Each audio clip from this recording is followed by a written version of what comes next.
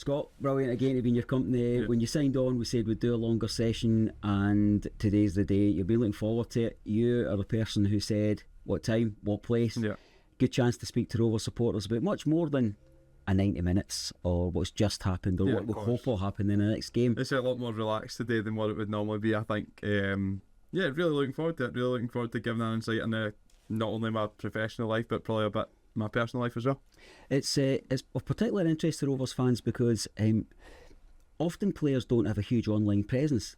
So it's a chance for us to learn that bit about you as people as well. Well, I'm sure Dylan kind of takes care of some people's CVs there. He's got many a printed word about him, and rightly so. So I like the idea of turning up and not over preparing. But I am a bit of a stats nerd, and I do like to follow your careers. And I'm going to put my cards on the table. I've had some helpers. Of course. You have got a trio of Davids that are going to be firing questions at you here because I chatted with your dad and your granddad. I regularly speak to they sit just off to the left of the commentary point, and they've sent me some great stuff.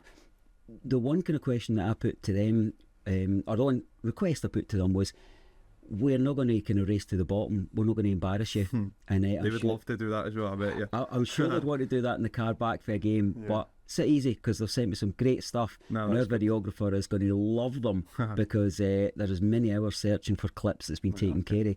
Your family obviously have enormous pride in your achievements. They're probably the main reason why I'm where I am today, to be fair. Both my dad and my granddad have been brilliant for me throughout my career. My biggest critics, 100%. At the same time, you need that. I think that it's good to have a grounding behind you that it's not gonna. I'd like to think I'm a pretty grounded person anyway, but it's not gonna big you up too much. But listen, when I play well, they tell me I play well, but when I play bad, they definitely tell me I play bad as well. Well, the other person who always helps me is our club statistician, and we know you players like them. We spoke last week, so they've only moved on a wee bit, so you've got an extra appearance, you didn't get a goal, but we've got an extra yellow card in there. However, just that one game has shifted you up quite a number of positions. So your total appearances, 110 games for Raith Rovers, 6 goals, and you're now 188th in the all-time appearances. So I moved up 9 places or something. Because you'll hit a wee bit where there's kind of 6 or 7 players in the same number, and it tends to be at the end of the season or at January time where people have gone on loan, people have moved on. So I jumped forward, and we know you're targeting much higher than that. Much higher than that, hopefully. And I can certainly feed you. Another 10 will get you here, another 5 will get you there. Let's talk beginnings. Let's talk about your first footballing memories. You're a Hearts family. And that's where your allegiances lay. Season ticket holder from a very early age. Very early. I think my dad has dragged me through the mud a wee bit with Hearts. Listen, it was always a good memory in that growing up. Ironically, Mickey was probably one of my first footballing heroes. My dad took me to the football when I was probably younger than what I can remember. Probably for the age of 2 or 3 years old, we were going to Tynecastle week in, week out, and we'd done that right throughout my childhood, really. Being from Glasgow, it was a bit strange because I had obviously a lot of friends that were Rangers, Celtic, but listen, it was always Hearts, and it was always something different, and it was always something that me, my dad and my granddad done together, which is obviously a nice memory to have. Season ticket holder from the age of 2 is the detail that I've got, and you followed Hearts all the way to the Scottish Cup, semi-final, because the question I have to put to you is, you had every game on that cup run, Mickey being your hero, but didn't make the final. Nah, I think we only got 2 tickets for the final, and I think my mum took the ticket. I'm sure there's a photo, I don't know if you've maybe got it, that I'm there in my Hearts strip on that day, but I think I was watching it from the pub or from the house or something. Basically my mum said it'd be too busy, which I don't really believe. I think she just wanted to go, to be fair. And to be fair to her, she's probably got a good memory of that day, probably better than what I would have, but obviously, as you say, it's weird how life works, that Mickey's now a coach here, and Mickey was obviously the hero that day as well. It sounds like you obviously like a wee to rib your mum about it, but it doesn't sound like Mother's Day gifts have been hindered. Nah, she's always been a support for me. As I said, obviously my dad and granddad have been the main 2 people in my football, but certainly the rest of my family, specifically my mum, that she's always been there for me. Like, it's sometimes nice to speak to somebody that's not as directly involved as what my dad and granddad would be, and pay her huge credit, because she's probably had a torrid time sometimes. There would be times that me and my dad had probably fallen out after football, and she's probably had to pick up the pieces a wee bit. So she's been there. She comes to the games now. She really enjoys it. She's another one that will tell me when I play well, and definitely tell me when I was rubbish. So Yeah, as I said, it's just nice to make them proud, to be fair.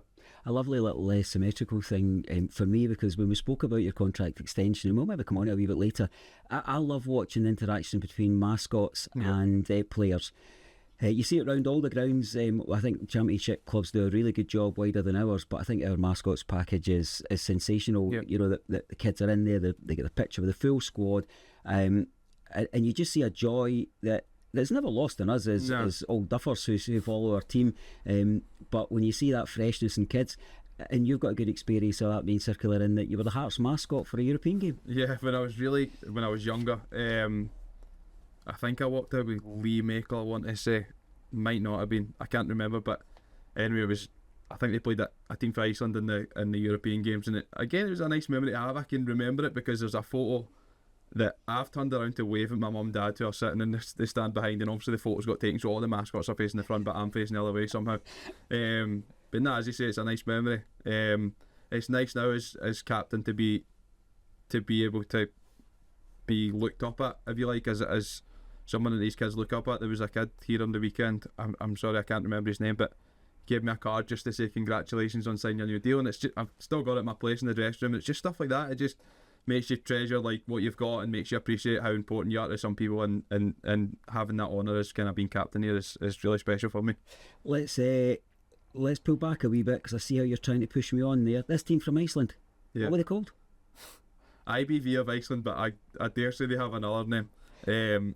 I'm sure Hearts won that night, to be honest, so I dare say I was a wee bit lucky, but it was one of them, the European games. I think there's like 22 mascots, so every player walks out with a mascot, and I remember that night very vaguely, to be fair, but I remember I was desperate to get a Heart strip for some reason. I don't know why I wanted a Heart strip, because I would have had to walk out with one of their players, because I probably would have already had the strip, but I ended up getting an IBV Iceland strip, which I've probably still got somewhere, or my dad will have somewhere. But yeah, it's a nice wee collection to have, and as I say, a nice memory. We think it's IBF Vesmaniar. Right, okay. Never heard of them since. Never. Google that one on the way back. Do you keep memorabilia? You got your strips from growing up, through youth teams? I don't have. Well, I think my dad's got a lot, to be fair. He's got probably some football boots and stuff, but I've got in one of my rooms at home, I've got a Peterhead strip, a St Johnstone strip, a Bradford strip, and when I play my last game for Raith, it's like the last kind of game that I play, I put the strip in the frame, and my girlfriend's been good enough to collect them for me. So yeah, it's just a nice wee kind of room that I've got in the house. Is there any bit of football memorabilia from your career that you wish you had? Yeah, we played for St Johnstone. We played Luzerne in Europe, and there's a photo that night after the game, and all the other players have managed to grab a Luzerne strip, and I'm still standing my St Johnstone strip on. But it's just one of the things. It would have been nice, because it was obviously the first time that I'd played in Europe. We obviously got through in the tie, and it just would have been a nice memory to have. Like, not memory, because I've obviously got the memories, but a nice bit of memorabilia to have. But I was young and naive. I just got carried away in the moment, obviously, and forgot to kind of swap the strip, to be fair. And in terms of Rovers memorabilia, you're hoping we'll not yet hit the high points? So. Yeah, not yet hit the high points. I've got obviously a few man of the match trophies and stuff, and there would be loads of things I would like to add to that I'll keep to myself. And listen, I'm here for the next 2.5 years, potentially 3.5 years, and as I say, we're still hopefully get time to add to that. I guess the thing that would stand out, that people might listening in or watching in might think, that goal against Dundee United, that ball deserves to be in a cabinet somewhere. I don't have the ball. I've got the man of the match trophy from that night still in that room that I keep my strips. Yeah, it was a special night, to be honest. Somehow came on and won man of the match, even though I only played 20 minutes. I was probably my only touch of the ball as well, to be honest. But yeah, definitely a memorable night. Probably my most memorable I've got with Raith. But as I said, I'd like to add to the memories, really. Let's come back then to your playing journey. Where did it start, and when did you realise that things came a bit more naturally to you than some of your pals? It was always growing up. Like, I started off at Clyde. Well, we had a small boys club called Hairstains that my dad actually ran, but were really good. Like, there was a few boys that went on to play pro youth as it was at the time. I've still got a lot of friends from that young age, to be fair. That are still my close friends now. I like to think that my circle's pretty tight, but I've got a lot of friends that I've trusted from like a younger age. So yeah, it was Clyde growing up, and then obviously moved to Bradford when I was younger. But Things didn't really come easy, I would say, when I was younger. I remember when I was at Hamilton, there was a coach that thought I had asthma, and I didn't have asthma at the time. I've got asthma now, but I didn't have asthma at the time. I wasn't the fittest kid growing up, and I think from that moment onwards there was a kind of switch that went off in my head that if I was going to make it as a professional footballer, I had to start looking after myself a bit better and start making better life choices with regards to going to the gym and like doing the hard work off the pitch as well as on the pitch. Well, this is where your dad comes in. At age 13, Scott was criticised for his mobility on the pitch. Yeah, it was probably the same conversation. He was there on the conversation, to be fair. It was like a football parents evening kind of thing, and it's just one of the moments that you just think like, that's a bit embarrassing. Like, he thinks that my ability's like one of somebody that's got asthma, like bad asthma. I think he assumed that I'd got, and listen, I think that if I had kept going the way it was going, there was no chance I was going to make it as a professional footballer. But you certainly done something about it. Yeah. I mean, it seems incredible to me and folk are like-minded who've watched you play for Raith Rovers that there was doubt whether you could play as a box-to-box midfielder. And what I think you're playing down is this bit about how driven you were. Yeah. Because what I'm told is that every Tuesday for 2 years after that, you joined Edinburgh Running Club. I think it was probably longer than 2 years, to be fair. And that was fair play to my granddad as well. He'd always been into triathlon and stuff, and he knew somebody at the Meadows, I think it is in Edinburgh, right, yeah. It's a Tuesday night that's on. I don't know if it's still on. It was an old guy called Martin that used to run it, and they were always encouraging. To be fair, they could see why I was doing it, and slowly but surely my times were getting better and better and better. So it's like a five sets of 6 minute runs. So however long you run for, you get like, so say there's like 1,000 metres, or there's a 1,200 metres as well. So if you run for like 3.5 minutes, you get 2.5 minutes rest. So basically it was 5 sets of that. So basically it's a run that I've kept throughout my life. It's like one that I still use in the gym when I need to go and stuff. And yeah, fair play to him. He took it, as I've said earlier, he took a lot of time out to be able to take me through there every Tuesday night. I think it became an obsession. It still is an obsession for me, the fact that obviously somebody thought that I wasn't fit enough, and I think that from that moment onwards it became an obsession that I was never going to let myself get in my own way, if that makes sense. So the choices I was making off the pitch, I still love my running, to be fair. Like it's weird how life changes. You get that young age that it's not a priority, but now that if I don't play on a Saturday or I'm trying to get fit, then I don't mind going to the gym, and I like the feeling that you get after it, to be fair. I know quite a lot of people like that, but as you said, it was probably hard to believe that at one point in my career I was probably one of the worst runners. What about kids out there who maybe faced a bit of rejection? Yeah. You know, it's quite cutthroat moving through the age ranges. We always see these pictures on Facebook and Twitter and Blue Sky and all of that where a proud parent says, that's my 6-year-old signed for X or Y of a club. Realising, of course, that the route to making full-time football is so difficult. So a lot of kids face that that moment where it feels like they fell off the cliff edge, that they're no longer signed on with X or Y team. What do you say to these kids, and what do you say to people who have got a place to mentor kids and make sure that they get the best out of the game? Yeah, I would always say that, listen, we'll come on to touch later on probably about dropping down the leagues with Peterhead and stuff, but certainly as a younger age, I'd been released by 3 or 4 clubs, like, and fair play to my dad, he was always sticking with me, like, you need to get back into it. So I think having not pushy parents as such, but parents that want the best for you, it's important. There's a fine line between pushy parents, isn't there, and like wanting the best for you. I think that fair play to my parents, they fell on the right side of that line, that they were just wanting the best for me. I would say that from a kid's point of view, just continue to work hard. Like, you never really know everyone gets different breaks at different times of life, specifically when you're younger and you're learning the game. But always go somewhere where you're going to play football and enjoy it at the end of the day, because to be fair, the numbers that are going to make it are very slim anyway. So listen, if you're not going to make it, make sure that you've enjoyed at least your process through playing football as a youngster. You know what it's like. It can be a social aspect that you're getting there with your friends. It doesn't always have to be the fact that you're going to become a professional footballer one day. It can literally just be to get out of the house and, as I say, keep as fit as possible. Well, you mentioned that Clyde were your first team, but you made a very bold jump at age 16, leaving school against your headmaster's advice, I'm told, and heading to Bradford. Was it an opportunity that you just couldn't see past? Was it a time to push your own independence? What made that decision? I just couldn't turn it down, to be fair. I'd obviously played a few games for Clyde's first team at 15, 16, which was a big step to be fair. But the prospect of obviously getting full-time football was too hard to turn down.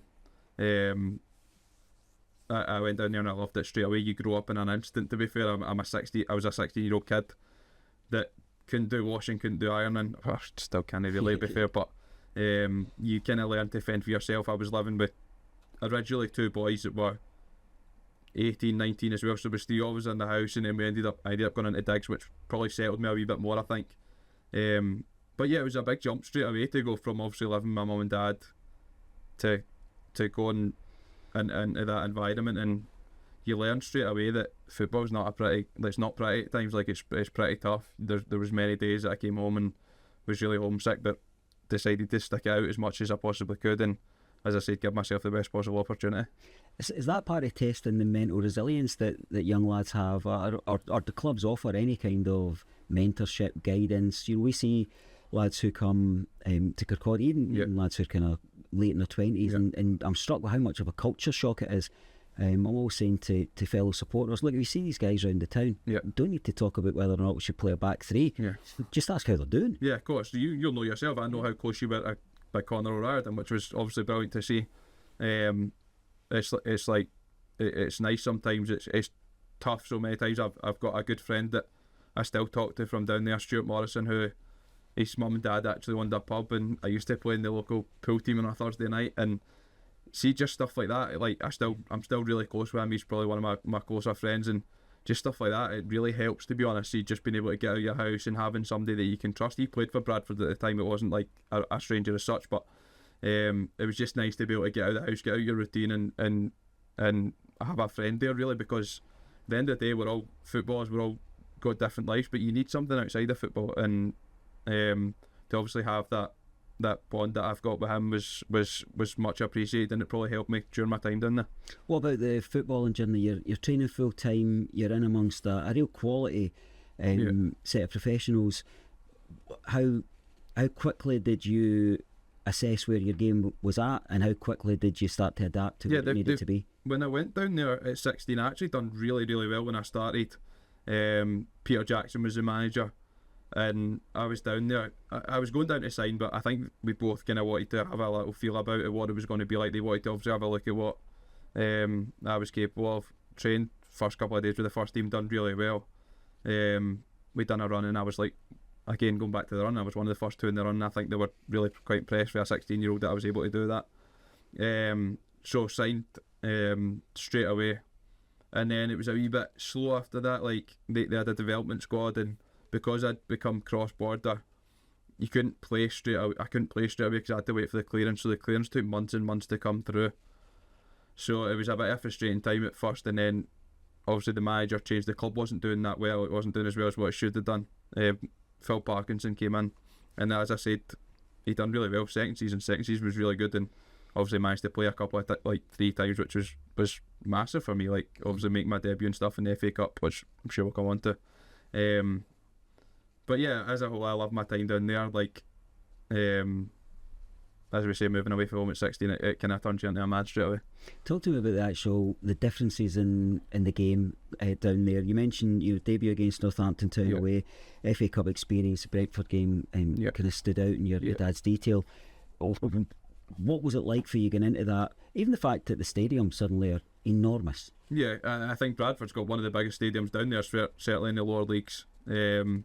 This football's pretty similar to up here. A lot of people say that England's this holy grail. League 1, League 2 is very similar to the Championship, very similar. I think that as I said, going down there and playing in front of a bigger crowd was good for me at times. It's kind of makes you grow up, as I said, really quickly. I remember my first game we played. So the first season kind of ended, and he spoke to me and he just says, look, you're going to need like a big pre-season next season. Like I can see you playing here or there in my team. And obviously the second season the team done really well. We got to the Capital One Cup final that season. The team got promoted through the playoffs. And the volume of games was ridiculous. Like obviously because you've got the cup run and stuff. So we played Wigan on the Wednesday night and the Tuesday or Wednesday in the Capital One Cup. Wigan were on a Premier League team at the time, and I was on the bench. Didn't come on, but I remember we had the day off Wednesday. They went to extra time penalties, so I was kind of glad that I didn't come on to be fair, especially near the penalties, as we know my record last season. So we had the day off on the Wednesday, and then the Thursday we done a second day recovery. We just met up at a hotel. Never really thought anything of it. Friday came in, and the manager, he didn't even pull me that. He didn't speak to me that before. We done shape every Friday, and he just put me in the shape straight away. Which was like, it was like his first team, but I just replaced someone else, so it was like quite a big step. It wasn't like it was like 11 changes or whatever. And he just pulled me after training and says, look, you're going to play tomorrow. I remember his words. He's like, go home and have a sleep this afternoon, because you're probably not going to sleep that well tonight. Like, wait, excitement, nervousness probably. Fair play to my dad and granddad. I think they both travelled down to that game as well. We know Northampton's not really that close to Glasgow, obviously. But yeah, loved it. Loved my first game. It's a proper weird feeling. You obviously have that nervousness, the excitement, obviously, but it's what you work for at the end of the day, and I feel like I done pretty well. We got a draw on the day, and it went to a replay. I can't remember if the replay was a Tuesday night or maybe the week after, but played again the replay, didn't do as well. Like, I think obviously the first game you've got a lot of adrenaline. It kind of gets you through it. In the second game it's a wee bit tougher, because it doesn't come as natural to you. You're obviously thinking, done quite well in the first game, kind of need to try and replicate that. But I remember Akinfenwa, I was playing for Northampton the day I made my debut, and to play against somebody like that, he was so strong. Like, it was so difficult, especially being like a young 17-year-old. And then we got through on penalties. Penalties seem to follow me about, don't they? Yeah, we got through on that as well. We got through on penalties, and we played Brentford. Didn't play the first game. It was like a weekend FA Cup, so I think he went with his strongest team. I was more than happy. I knew I wasn't going to play if he was playing his strongest team, but I knew that I'd done pretty well, that if I got another chance, then he would put me in, to be fair. And I always appreciate that for the manager, Phil Parkinson. He gave me my first chance in football, and the second game we played, it's funny because the Brentford were like a League One team at the time, and we played the first game at home and we drew 0-0, I think, or 1 each. But we actually got put out, like we got disqualified for some reason. I think we played a player that wasn't eligible, and then we got put back in for some, I don't know if the club appealed it, but we got put back in. So anyway, I ended up playing the return game, which was at Brentford at the time. It was at Griffin Park at the time, the old stadium. And I remember it was really, like, we'd done really well. He'd made like a few changes and stuff, and he said to me after the game, like, you were brilliant. Like, went to extra time again that night, so, but stayed clear of penalties because we got beaten extra time, sadly. I think the club went to the final. Yeah. And you didn't feature in the final. Nah. But you left with a pair of commemorative boots. Yeah, I've got a pair of boots in my house that I've got from the League Cup final, I think. Yeah, it's got brown and then League Cup final on the other side. It was a bit of a disappointment, to be fair, because I'd obviously travelled with the first team a good bit that season. Like, I was at the age where I could still play for the youth team, but week in, week out, I was travelling to places. I remember I travelled to Plymouth and think on the bench, and at times you think, like, that's ridiculous, but then it's just a bit of character building. I think at the time, like, he obviously wants you in and around his first team, but I remember I didn't even make the squad of that for the final, which was a wee bit disappointing. Like, not even the squad, I didn't even travel with the team for the final, and it's a wee bit disappointing because you obviously do like the hard miles down to Plymouth and stuff, and then he didn't feel like he had to take me at the final, which I remember being not upset about as such, but a wee bit disappointed.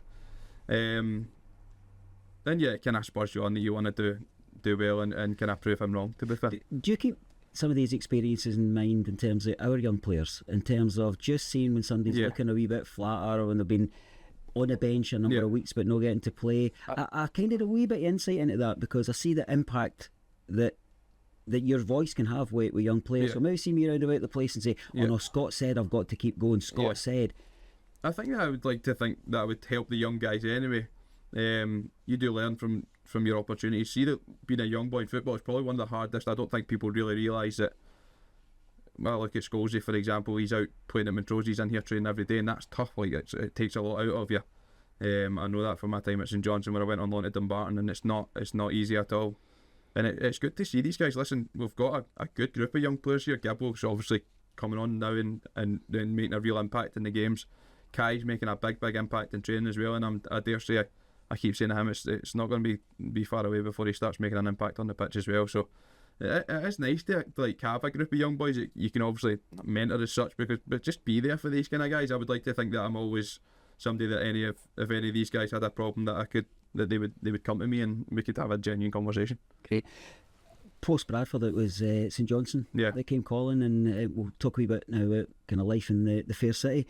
Penalty kicks definitely play a feature in your European run, but the first thing that jumped out to me was firstly how good a squad, young squad, St Johnstone had, and you mentioned him earlier, Mr D Easton was in amongst it. Yeah, of course. Dylan's been brilliant since we can see what Dylan can do nowadays, to be fair, and Dylan was a top prospect growing up as well. We had a number of good young players. Jason Kerr's gone on to have a really good career, Liam Gordon, Chris Kane, Dylan, as you say. There's been lots of Aaron Comrie. I'm sure I've missed a few out as well. To be fair, like, there was a good group of young players there, and it was tough because St Johnstone not really a club renowned for playing the younger players, although like we did slowly but surely make a good impact, I would say. The first season I'd obviously been at Bradford, and they'd offered me a new contract but said I was going to be 5th or 6th choice midfielder, and it wasn't for me, to be fair. I had to be at the stage where I was going to be playing games, and especially living away from home, that was going to be tough. So Phil Parkinson put in a good word with me with Tommy Wright, and came up the road obviously, and really enjoyed it there, to be honest. I remember I made my debut against Motherwell. I think Muzz maybe would have played, I'm not sure. We got beat 4-0 I think, but again, just playing the SPL, I'd obviously grown up in this country, and playing the SPL was good, but as I said, it was probably a day to forget, getting beat 4-0 away to Motherwell, and I didn't do much wrong in the game, to be fair. It was just one of the days that I think Motherwell had a pretty decent squad then, and obviously my first season I went on to play another couple of games maybe. I'd been coming on in that as a sub, and played against Celtic, and after each game where I scored, I don't know if we've got the clip of that maybe. Make sure we've got it, don't worry about that. Yeah, I think I scored at 3-2 and I don't even celebrate. I just ran back to the halfway line. We actually managed to draw that game, and it was one of them. It was like a couple of weeks before the cup final that they won in 2014, I think it would have been. Yeah, and it was one of them that I thought I maybe done enough to be on the bench. Like, I was on the bench in the semi-final. Yeah, I wasn't going to play probably. Like, we had a good experienced squad really, and got to the final, and I was the 19th man. I remember we stayed at the Crowland the night before, and I had a rough inkling, to be fair, but I thought that maybe I'd done enough. Like, I played against Celtic and obviously done really well and scored, that I'd maybe done enough to make the bench, but we had breakfast in the morning of the game, and I could feel him following me back to the room. And to be fair to Tommy, I give him not give him a bit of a hard time, but it was obviously not an easy decision for him to make, and probably leaving me out as the youngest player was probably the easiest, and probably what was right for the team, because obviously there was experienced players that came on that day and made an impact in the game. We'll chat a wee bit about the benefit of that experience, because you had a European run post that, but let's come back to the Celtic game, because we'll finish the session by coming to some supporters' questions, and one that I thought might come up, and it did come up, is this bit about there's only 2 Scott Browns. We of course know there is only one. But your dad was noting that you looked to swap shirts with Scott Brown after that. Did they honour it, or did he not? No, we had a physio from Scotland at the time, Michael, that had come in to what was at St Johnstone, and he promised that he was gonna give Scott was gonna give him the strip after the game. Might need to chin him next time we play it, to be fair to say. But nah, it was just one of them. It would have been nice to get it. Obviously, it wasn't my debut as such, but like obviously probably my first 10 games in professional football. It would have been nice to get it, because obviously I'd come in and scored the goal, but wasn't to be. I mean, same name, and then of course the additional credit there is Scott was such a great player. It would have been a nice thing to have. I think that it would have been, as you say, we touched earlier, memorabilia to have. That would have been one of the coolest things I got. He's had an amazing career. He's obviously started his management career really well as well, and he is somebody that I look up to be fair. Cool.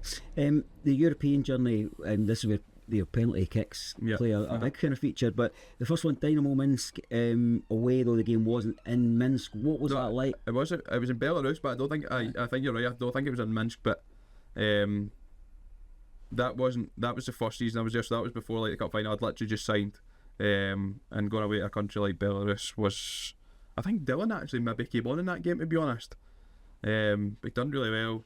We won the game away, and then we lost the game at home. But what's it like travelling to a European game? What's it like being part of the kind of Perth environment and know how much that means to supporters. We've had one European campaign in our entire history, and we milked it for every moment. It was incredible. It is very special. To be fair, like going every jump a year forward to Luzerne where I actually played, and the Belarus, it was right at the start, so I kind of knew that I wasn't going to play or that, but certainly Luzerne, I remember we played here in a pre-season game. I think it was maybe one each, and the manager had pulled me before the game and said, look, I'm not starting you today because you're going to start Thursday night, which was the away leg in Luzerne. And just when you go over there and like you're obviously in a different country, you're representing probably your country, your league in that as well. It's that extra special. Luzerne's obviously a really nice place. It's funny because young Adam Masson that we had here last season, he was a St Johnstone fan. I remember saying he was on that trip. So again, it's full circle moment kind of thing. But yeah, it was special, to be fair, because as I said, I'd only probably played a handful of games in my career, and obviously it was a big responsibility to play that night. I remember my best friend in football at the time, Liam Caddis, he started as well, and we were in the room the night before the game, and he'd obviously named his team. I had known since the Saturday that I was going to play, and we were just both really excited. To be fair, it's a big thing being away. I think the European games are obviously massive, but being away from home's quite special, playing away in our country.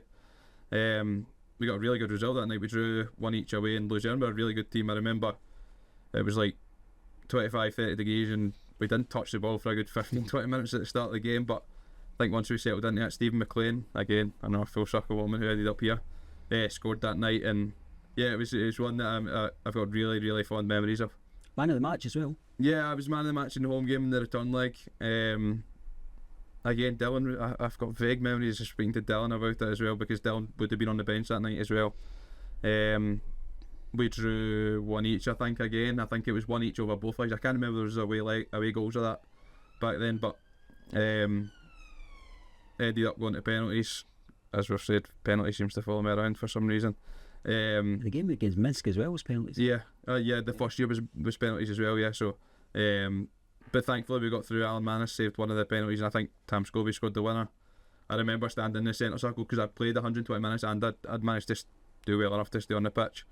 And I just remember thinking, please don't come to me, please don't. I think I would have been 10th, maybe even 11th taker, to be fair, that night. Go first. Yeah, of course. But it's just one of the things. As a young boy, I was a wee bit more timid than I am now, to be fair. We then made that jump we mentioned earlier on, where you go and loan to Dumbarton. Yeah. Tell us about that wee chapter, because it's not something that I would certainly know a lot about. I think that if I'm being honest, that was probably the worst stage I've had in my career. I played, to be fair, the season before, so we played in Luzerne. I played like 10 games at the start of the season. Like, I'd gone on a really good run and played quite a lot of games, and I was really pleased with what I was doing. But the team weren't doing that well, and you know what it's like sometimes when you're the kind of youngest member of the staff, like the squad, it's sometimes easy to get dropped out. So I got taken out for a few games, and the team started to pick up. And just one of the things that I kind of didn't really feature that much between then and the end of the season. The next season started, and again I wasn't really featuring, so I went to ask if I could go on loan, and he said I could go on loan to Dumbarton. Dumbarton's, there's nothing wrong with the club. It just didn't see it wasn't the right fit for me. That they were in the Championship at the time, and they were only part time. So I was training during the day with St Johnstone, training at night with Dumbarton, and it was really tiring. It took a hell of a lot out of me. And being at obviously the only part time team in the Championship, it was tough. Like, the team were struggling anyway. But listen, it's not nice to see that club where it is now. It's a club that, as I said, gave me a chance in football, and even though I don't have great memories of it during my career, like, it's still a club that gave me a chance at the end of the day. I think that's probably where you first come across the radar of Raith Rovers supporters. Yeah, I played you either 4 times in the there. Steve Aitken had kept the team up, part-time team in the division. I only actually stayed there till January because it didn't go as well as I said I thought it kind of would, to be honest. And see, if I'm being brutally honest, it probably killed, we'll get onto it in a minute, but it probably killed my chances of getting a full-time club after I left St Johnstone, because I hadn't done that well at Dumbarton. And I think, you know what football's like, it's such a small, specifically in Scotland, it's such a small community kind of thing, that if I didn't do that well at Dumbarton, I wasn't going to be able to come and do well at a full-time club, which I felt was a wee bit harsh. But it's probably where I first came across Raith Rovers, and Yeah, as I said, it was a hard time in my life, but a time that, as I said, I look back on and think that I learned a lot from it. The thing that has been said certainly to me most often about Scott Brown, beyond any plaudits of a good game or a good goal or such, is when you came in here, you arrived with not a huge amount of fanfare. No. Some of us can remembered you from playing against, but it quickly became an often said line of, how does Scott Brown end up part-time? Because you adapted so rapidly to life in and around here. Was it a case that, as you say, that post Dumbarton offers dried up a bit, there wasn't the same opportunities? Because obviously Peterhead is where you went, and offers really dried up, to be fair. I remember having a conversation with my dad, and he was on holiday at the time, and I was actually travelling down to the Open at Troon. I think it would be 2016. Again, I was unemployed as a footballer, didn't have anything to do, so I like my golf, as you know, probably. And I remember saying to him, listen, this isn't for me. Like, there was literally no offers on the table. I'd said that I didn't want to go part-time, purely because I didn't want to, I felt like it was going to be a waste of time. I remember I was thinking that I was going to join the police, and then Jim McInally phoned me for Peterhead, and we had a long conversation, and he not managed to convince me as such. It didn't take a lot of convincing, but he just said that if I'd gone in and done really well, then we wouldn't stand in my way, go back full time.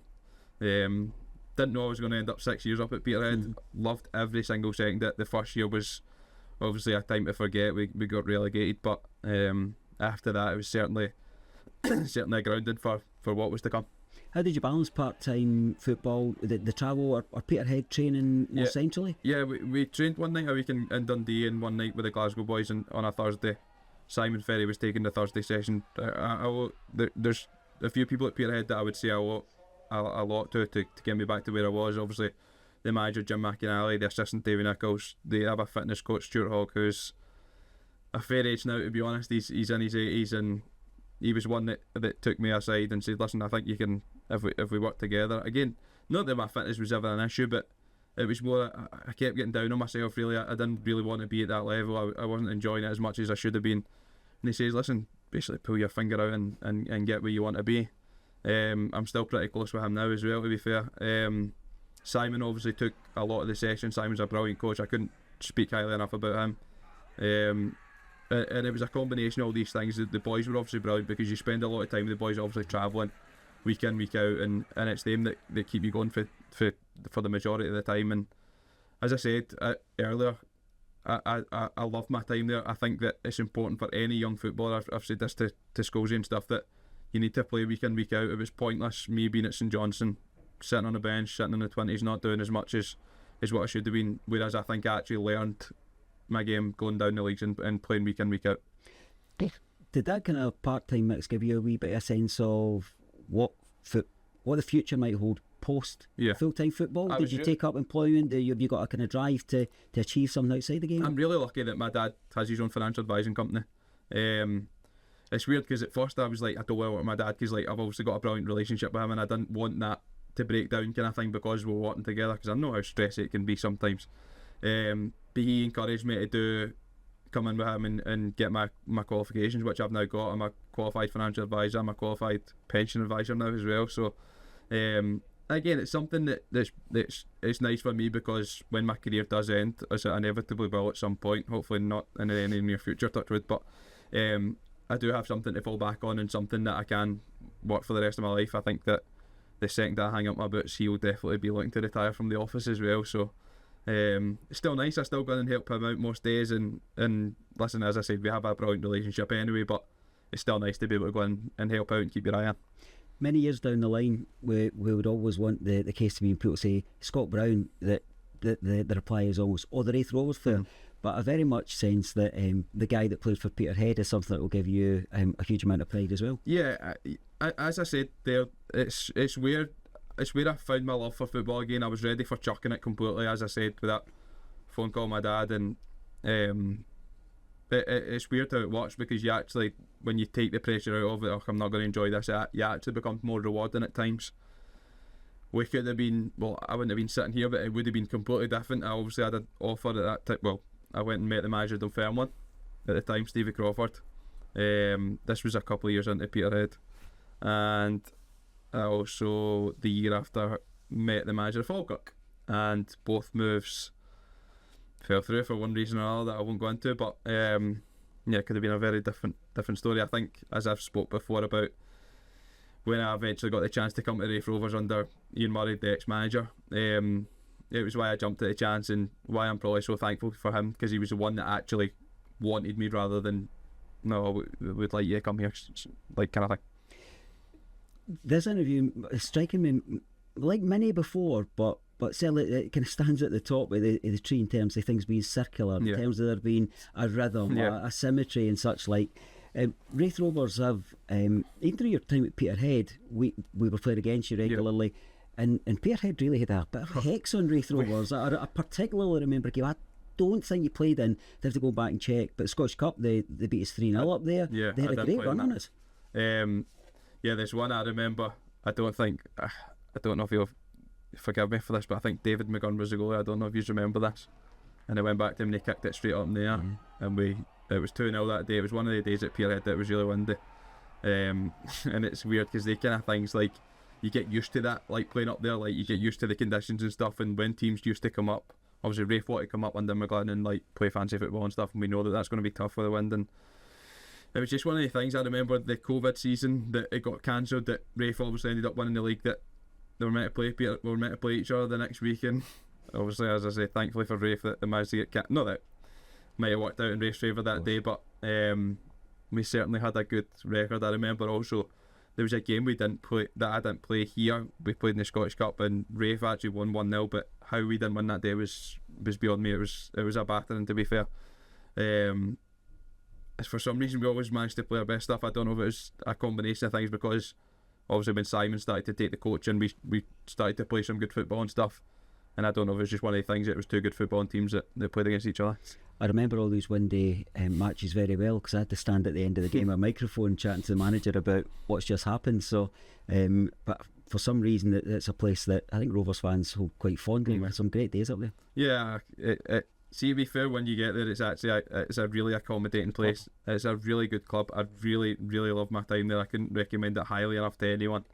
It's a real family club as well. Like, obviously travelling so far, they made the Glasgow boys feel really welcome in that, which is nice, because they could look down their nose at the Glasgow boys because obviously it's an Aberdeen club, and which we understand. But I think that when Jim originally went in there, he said that if he was only picking boys for Aberdeen, he was really going to limit his squad. So to have that combination, it was good. As I said, I've made loads of friends that I still keep in touch with through that time, and it was a really enjoyable time. You're telling us on your re-signing interview that you've reached that grand old age of 30 now. Is it next Monday? Next Monday, is it an elder statement? Statesman of the club. It kind of struck me that that's when you're in this position where you're playing with young Lewis Gibson here, but you played with his father across a couple of clubs as well. Yeah, I said that to him when I actually played with him at Dumbarton as well. Willie was a brilliant player, to be honest. He came to Peterhead later on in his career. Still plays, I think, for Annan. Yeah. I can see so many similarities in young Lewis compared to his dad. Like, and listen, I think that young Lewis is going to go on and have a really good career. I really like him, and I know the manager really likes him. I was messaging his dad in the summer, and he actually kept that wee bit of a secret, and then I texted him saying, "Oh, you should have told me, to be fair." But yeah, I think that, as I said, that Lewis is going to have a really big impact at this club sooner, hopefully, rather than later. You mentioned a wee bit about there being other options from clubs, but Raith Rovers really wanted you. How did you make the decision not only to come to Raith Rovers, but that decision back to full-time football, because you've struck a balance in your life? Was it this itch that said, I need to make sure I've wrung everything out in my career and that I've got no regrets? Was that part of the full-time decision, or had you just got such a love of the game back? I think it was a combination of a lot of things. I think I'd obviously felt like I'd served my time at Peterhead as such, but like, I think I'd felt like I was at a point where I was excelling, and it was the right time to move on and take a step up the way. The manager was a massive point. I've said that's been no secret at all. The fans, the club in general, it was just everything felt right at that time. I remember I got a phone call on holiday. I was actually on holiday with my dad again. We were on a golf holiday. It was got a phone call to say, listen, Raith are wanting to sign you, and that day it was done, there was like hardly any negotiations. It was just a case for me that I just wanted to get back and playing full time, and fair play to him, because obviously there would be some days that he needs me a lot in the office, and not that he's taking the step up, I would dare say, but he's probably found it tough with me being there, like, so yeah, fair play to him. I've always had his support that I was going to go on and do the right thing and go back full time. Let's talk about your Raith Rovers first appearance, testimonial, Dumbarton United. Yeah. Season 22, 7-1 victory for Rovers. It was a great day, wasn't it? It was a good day. It's always nerve-wracking making your first appearance for the club. It was a good day. I think that we'd obviously gone down there. Our squad was pretty much in transition. I think everyone would agree with that. And it's early stages when you work with a new manager. You just want to go in and start in the right manner. And I think we've done that day. So the first time you'd played at New Countess Park? It's still the only time I've played there, to be honest. But did you certainly have managed to find it? Well, we're on the bus. The bus got lost. Done some homework, yeah, it was a good day. It's one of them that I think when you sign with a new club, specifically go back full time, you just want to get into the competitive stuff. The friendlies are important, but I was really looking forward to the season ahead. And there was only going to be one team that played as in your first competitive game. Talking the Cycles, Peterhead. Yeah, exactly. I felt for them that night, to be honest. They were obviously in a bit of transition. I think that myself, Simon, Derek Lyle, Grant Savoury, we were all big players for them. Like, we were all really big players. We all, like me and Savoury, obviously got a good step up towards the championship. And it was a tough time for the club. They were obviously struggling a wee bit, and yeah, it was nice to get, as I said, the victory that night, but it was going to be a bit bittersweet. 6-0 victory for Rovers. Your first goal, you remember it? Yeah. United. Yeah. 3-2 home win. Yeah, it was a good day, to be honest. What was the winner you got? Was the winner? You actually came up with a stat, didn't you, that I don't score in games that we get beat, which is nice. I just wish I would score more often, to be honest. But yeah, remember that day, because there was, again, talk about there was Air had kind of been a wee bit interested in me in the January before I'd signed for Raith, and yeah, it was just one of the things. It just wasn't the right time. I wanted to do, if I was moving on, I wanted to do at the end of the season, so it felt right. And yeah, to score that day, it was nice. I'd obviously spoke to their manager, and I'd got on really well with him, and he came up to the game after and says, "Oh, I knew you would score today," and stuff, which was a nice moment. Lee Bullen, I think, yeah, was at the time. Yeah, nice to get my first goal for the club. I just wish it had been down the other end. Talk to me about this sense of connection. Talk to me about, because there seems, as we go through your journey, that Raith Rovers dip in and we're a little kind of flashing light in the horizon, and then you arrive, the time comes, some things fall through. There seems that you were always going to end up here, but you speak quite a lot about feeling at home. It's a phrase I use all so often in interviews, but only use it with people who've said it to me on camera or in and around the place. What is it that makes you feel this is the right place, this is the right time? I think the connection that I have and still have with, first of all, my teammates is really important. I think that I had a really good car school the first year I came in, it made me feel at home straight away.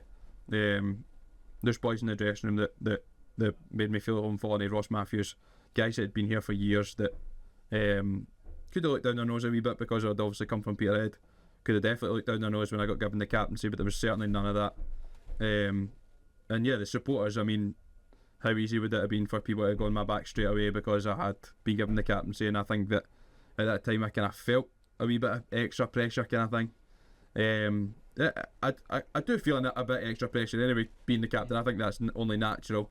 But there was certainly a bit of pressure at the start that not only did I have to prove your worth coming from Peterhead, but I now had to prove my worth as a captain as well. So it was a lot for me to take on, and as I said, I like a challenge in life, and thankfully that was one I was able to step up to and continue to just do everyone proud every day, to be fair. Ross is our vice captain, was wearing the armband at the time you arrived. Did you and him have wee words? I mean, we all know Ross to be just such an honourable person. A brilliant guy, couldn't speak highly enough of him. Didn't need to have words. He respected me straight away, which it speaks a lot of him.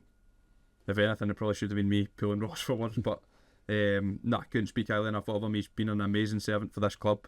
He obviously had his testimonial a few weeks ago, and he's made over 300 appearances, I think it is now. So couldn't speak highly enough about, as I said, not only him but the rest of the dressing room. They always had my back straight away.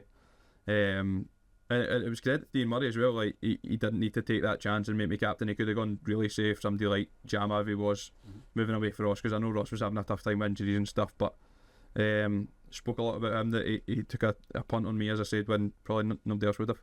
Tell us a wee bit about car skills. It's something that us kind of non-players hear about, and we get the funny stories. And how important is a good car skill? How does it? There's a lot of funny stories. How quickly are they negotiated and sorted out? I think that's just your luck, really, where you're coming from. I obviously travelled in with Brad, Ross, Aidan, and Tom the first year, and Kyle Connell joined as well. And we know Brad was a character. Tom, obviously, a really good character. Aidan, I still travelling with, and Ross, I actually knew from when I was younger as well, which was good. It was a really nice bond that we kind of had between the five of us. It's your luck, really. It's literally where you're from. And as I said, my car school now consists of Kai, Aidan, LJ, and Muzza sometimes. And again, you're as close with the guys as what you are anyone in the team. It's just the guys that you spend most of the time with. And it's just, as I said, it's just your luck. But as I said, 9 times out of 10, it's been good guys that you've travelled in with. Let's look at some of the we run through the highlights.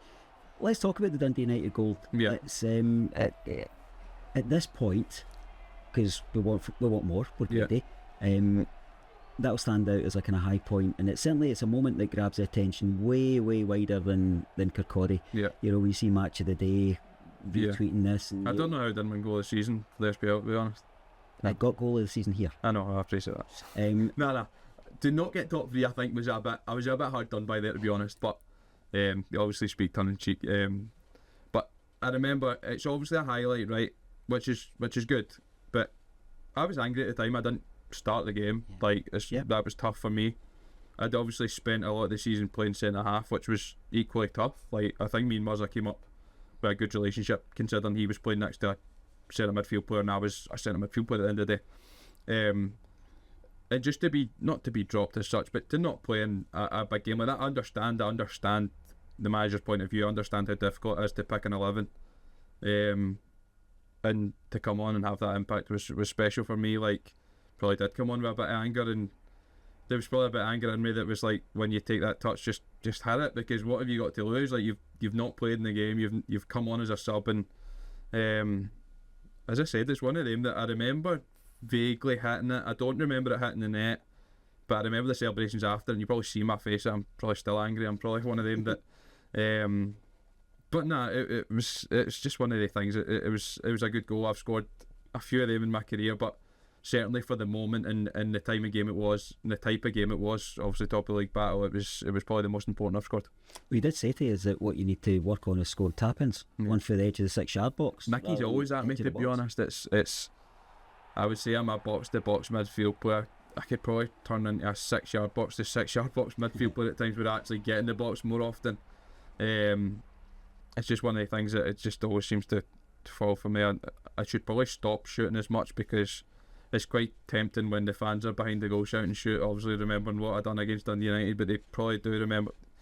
Sometimes they do, sometimes they don't remember the 25 that I've put in the stand before that. So it's one of the things as a midfield player, I think that I should certainly, the ability that I've got to shoot, I should certainly think that, and certainly play box to box, I certainly think that I should get in them on the goals a lot more than what I do. And Mickey, as I said, in the gaffers always want a wee bit more from me, which I can understand. I think a few pies and bovrils have been lost to some of these speculative efforts, but we're always going to shout shoot. Yeah, I think that's going to live with me for the rest of my life. Certainly, like, looking back on that goal, and listen, I hope to create many more. It was good that you managed to have a kind of trailer at the back of your car for the awards dinners 2023. Managers Player of the Year, Players Player of the Year, Supporters Player of the Year, goal of the season. Best individual performance was the Queen's Park game. What do you remember of that? Again, pretty much like my attitude. It was off the back of a cup final where we didn't perform the way we wanted to perform. We got beat, and I just remember thinking through that week that we were never going to make it right, but we had a chance, but we were never going to make the game right. We obviously lost to Hamilton in a game that we should have won. Like, we created so many chances, and it was one of the lowest days I felt in my career. Just obviously being captain, it's that chance to lift a trophy for obviously a club that you've come in and been really fond of. But it was a chance for me to not rectify. You never rectify as such, but it was a chance to kind of put it right in a way. And I just remember being so determined that week. I think the manager chased his team about a wee bit, and I think I was playing midfield with Sam, and it's just one of them that I was running like again back to the run. I was running like I had 3 lungs that day, and thankfully we managed to win the game 2-0. I think it was Jam had obviously made a penalty save as well, which was really important. And I actually look back on my first year. I know we didn't finish where we wanted to in the league, but I've got so many good memories that year. We've obviously got the Motherwell last 16 game here as well, and even the game that we made the final where we beat Dundee, where we were 2-0 down, we had 13 players. Again, a little joke for that night is we had 13 players and I still managed to get subbed. Wasn't my best game in the Rovers shot, I would say that. But no, listen, the boys dug it out and it was a memorable night. That I think that was before the Motherwell game as well. So it might have just been the fact that penalties were on the horizon, exactly, and there was a bit of homework going on there. Of course, and then we played Motherwell this Saturday and obviously beat Motherwell, and I played really well in that match. It was a big thing. I've got a few friends that are Motherwell fans, and it was nice obviously for us. Let's talk about the here and now contract extension. Yeah. As part of that interview, what you're saying is what we need to work on is building defensive resilience across the team. Playing games out has been our Achilles heel. Yeah. Where are you at in the here and now in terms of moving us forward? Yeah, I think Saturday was a sore one for us because we worked so hard to get back into the game and then we lost a cheap goal. The first half performance wasn't acceptable on Saturday. We all know that. I think that right now, if we look where we are as a whole, since the new manager's come in, we've definitely improved in the majority of games. I would say that. If we can take we've had good spells in the most games, and if we take that moving forward, we're going to be absolutely fine, and we're going to be pushing towards where we want to be. If we take our bad parts in their games and they become more regular, then we're not going to be where we want to be. That's understandable, but listen, we're working hard every day to try and make sure that the good moments in the games, which there's a lot of positives, we know that. We know there's a lot of negatives as well, but if we take the positives and we make them more often, then I think we're going to be right where we want to be at the end of the season. I think when you look at the games, the 2 games in memory, second half against Morton, we blew them away. Like if we play like that for 9 minutes, we win that game 3 or 4-0. Second half again at Partick, if we play the way we played that day, again we probably win that game. But we know football's not as easy as that, and we need to, when we're not playing as well, make sure that we're not conceding as silly goals as what we are, and when we are playing well, we need to make the best use of our chances. I think that it's a case of being a wee bit more ruthless, and as I said, working hard and making sure that when we start games and we finish games, that we're coming out the better side of the result. I've got mine o'clock, so I'm going to move towards some quick fire questions, then we'll go on to some supporters ones that you go up the road. Do you have any regrets, or is everything motivation? Nah, I think there's always regrets in football, there's always regrets in life. They're all motivation now though. There's loads of regrets. Obviously getting released off St Johnstone's a big regret. My time at Dumbarton's a regret. Getting relegated first year at Peterhead's a regret, but you spin that all and you use that as motivation to what you want to achieve here. You mentioned golf. I wonder if there's any other wider examples. How do you escape the pressure? Golf's a good one. Family's another one. I know my family's big into football. There's my grandparents, both sets are big into the football. But it's nice to go there and just escape and just in general have chats with them. But other things in life, like the work as well, the financial advising side of things, definitely a good way to take your mind off the football and a good way to escape. And as I said, I've got a tight circle of friends as well that have stood by me through thick and thin, and will continue to do that. And it's nice to, obviously there are a lot of golfers in that, and it's nice to spend a lot of time with them. What's your other hobbies, your other interests? Cinema, music, flower arranging? How do you spend your time?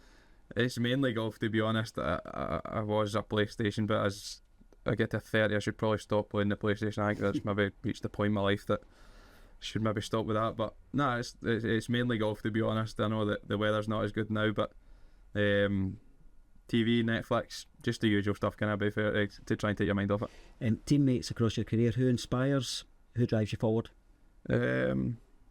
There's a lot in our dressing room, to be fair. Vonnie's a big inspiration, I think, for everyone at this club. The fact that he's been through absolutely everything he's been through, and he's still as bubbly as ever.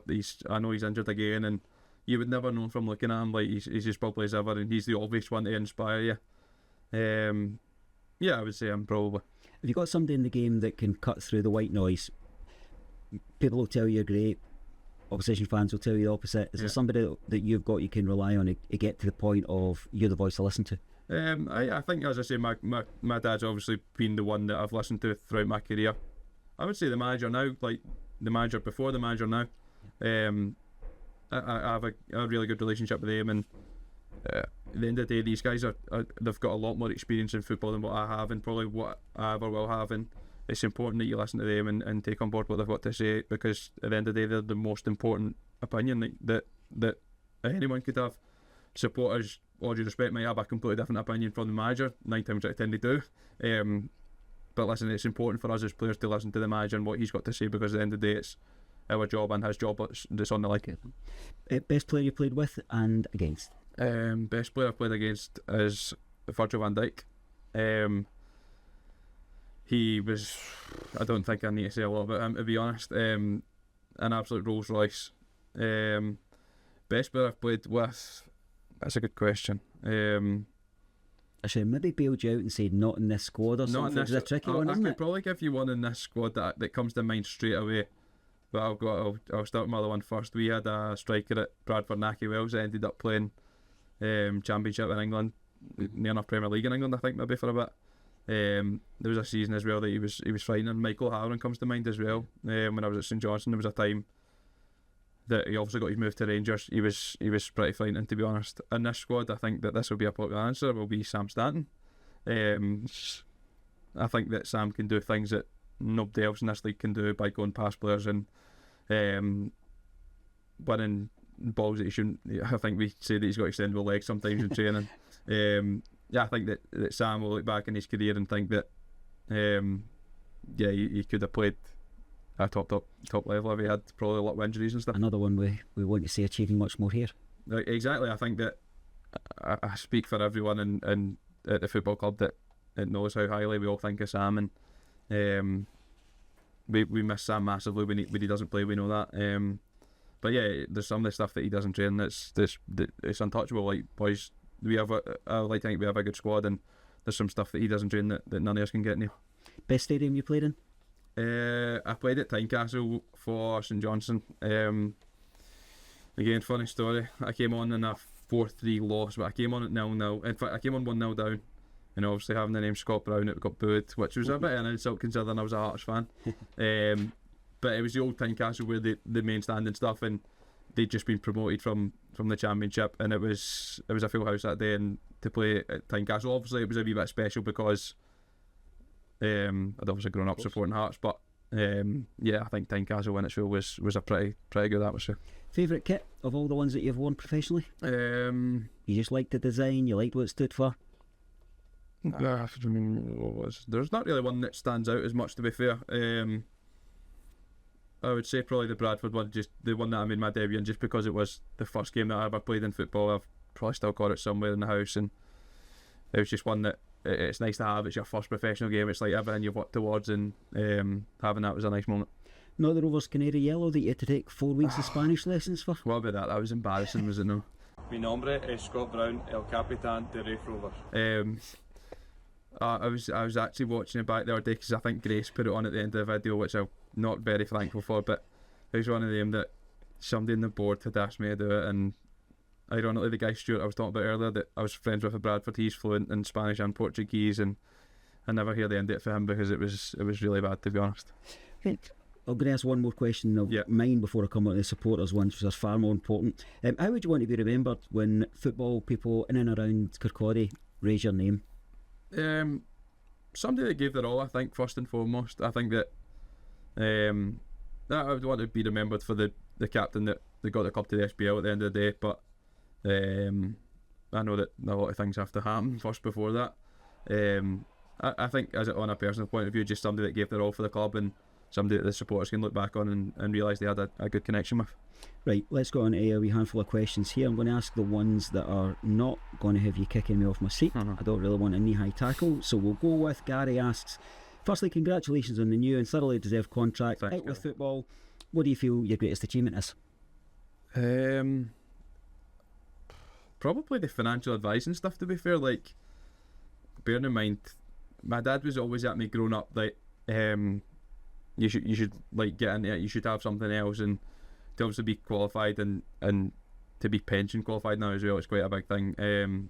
Yeah, I would say that is probably the thing that I've studied hardest for. I would probably say it's something like the house and stuff that I've got is something again that we've worked towards. But yeah, certainly from an actual personal point of view, probably the qualifications.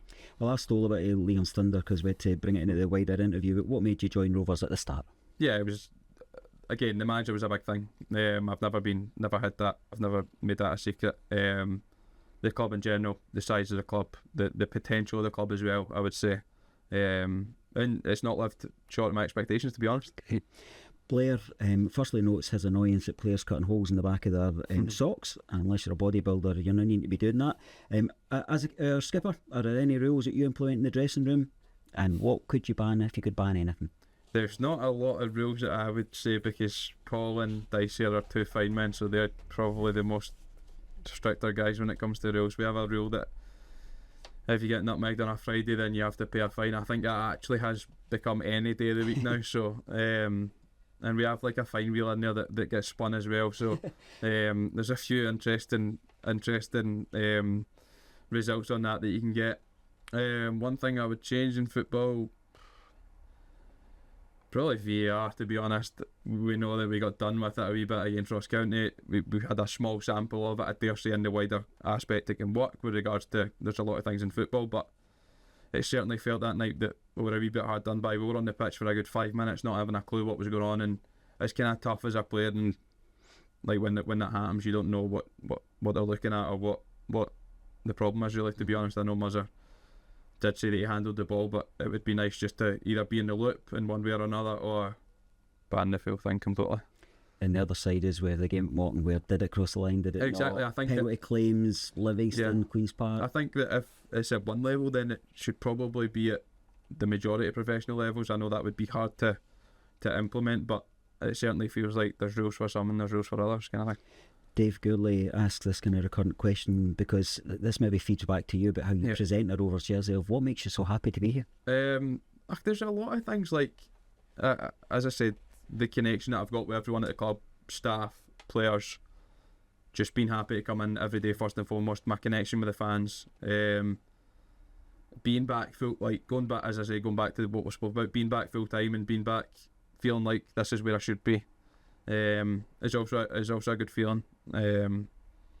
There's so many things that make me happy here, and a big part for me is that my family like it here. My family like coming here. My family feel at home here as much as I do, and that's an important thing for me.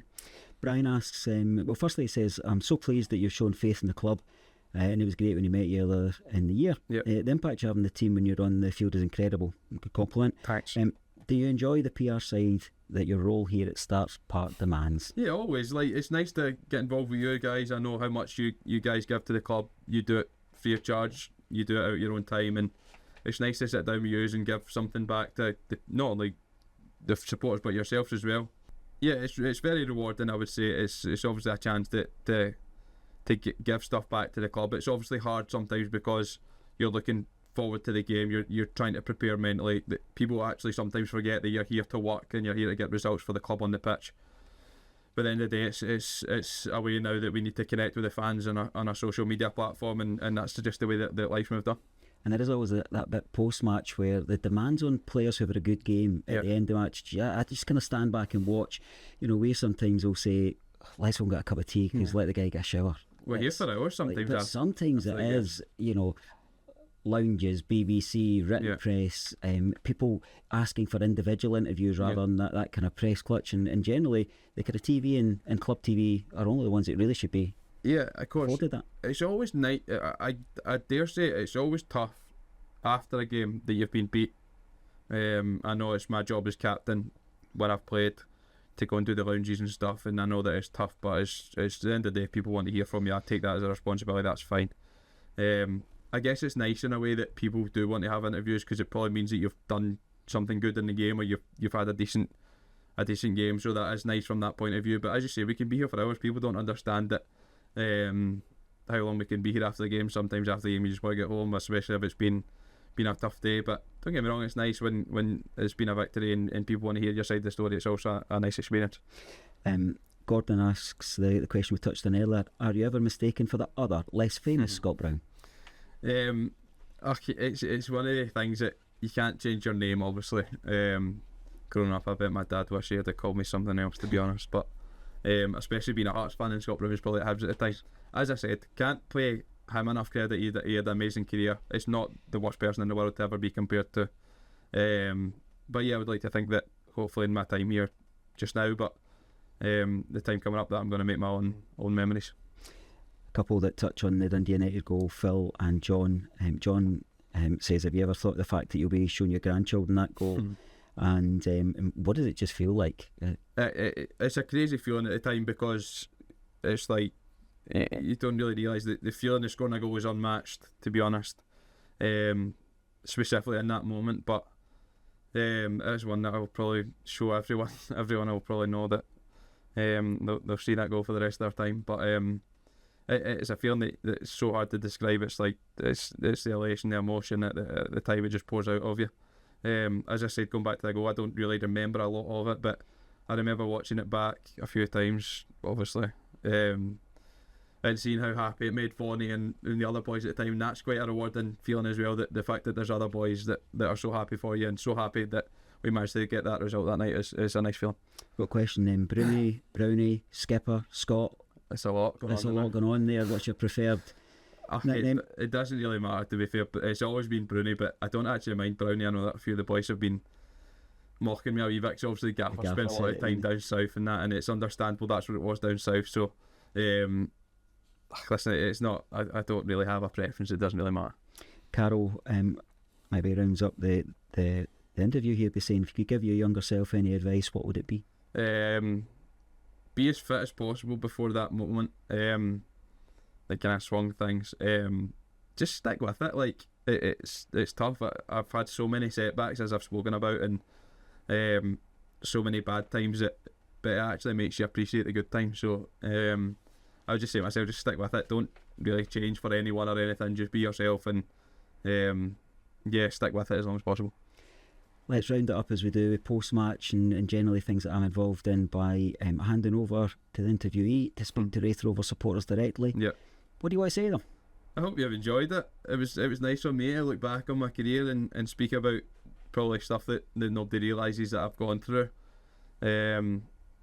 Just hope that you're not sleeping by the end of the interview. It's probably going to be out there sooner rather than later. And as I said, going back to the season that we're having, we are working hard. I know it's an old cliche in football, but if you could see what we go through with the manager, with how hard everyone at the club, the staff are working to try and get us to where we want to be, then I think that it'll be hopefully rewarding come the end of the season if we get where we want to be.